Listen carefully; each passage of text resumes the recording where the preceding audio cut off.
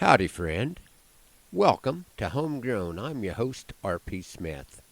I wanted to let you homegrown listeners know the Old West days, the Nebraska Cowboy Poetry Gathering, has kept the same location, Valentine, Nebraska, but the date has changed, and that date is quickly approaching. The 2024 Nebraska Cowboy Poetry Gathering will be April 26th and 27th. I don't know the entire lineup yet, but I do know that my friend Jake Riley, cowboy poet extraordinaire, will be one of the night show entertainers, along with up-and-coming Nebraska singing talent B.J. Jameson. Old West Days will be held in conjunction with Valentine's founding celebration, 1884 Days, and I hope you can attend the inaugural run as these two events combine for a great time in the heart of Nebraska's cattle country. One of the things I enjoy most about cowboy poetry is that it does not sugarcoat the reality of the challenges that were faced by our predecessors or the challenges that are still faced by folks in the livestock business today. A good example of this is a poem of mine that I call Forbidden Fruit. Many years they'd been together, working side by side. The Lord blessed their labors on the land, and He shared in their pride. From humble beginnings they did start when they said their wedding vows, a small frame house on a rented place and 30 Hereford cows. They came through the dry spell back in the 50s, none the worse for wear, and their union was blessed with children, for which they both did care, and that Hereford herd did multiply.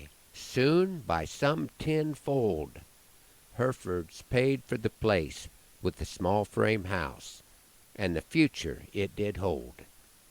It's often during good times that trails do divide. Wise men and fools through history have thought grass greener on the other side.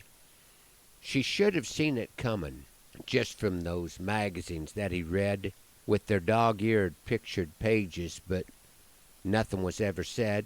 He was no different than many men in his worldly pursuit, and he drove away in his truck one day in search of forbidden fruit. Hell knows no fury like a woman scorned. Lord, have mercy on his soul, 'cause the fur hit the fan the day that her man came home with an Angus bull. I took the last of last year's open cows to the sale barn this week.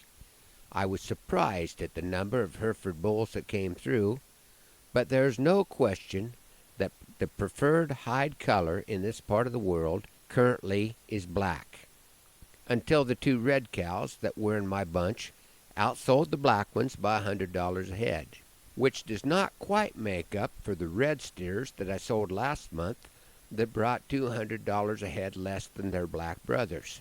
When someone asked the cattle buyer that I was sitting next to why the two red cows had brought more than the black ones, his reply was, because it's an auction, and everybody sees things a little different.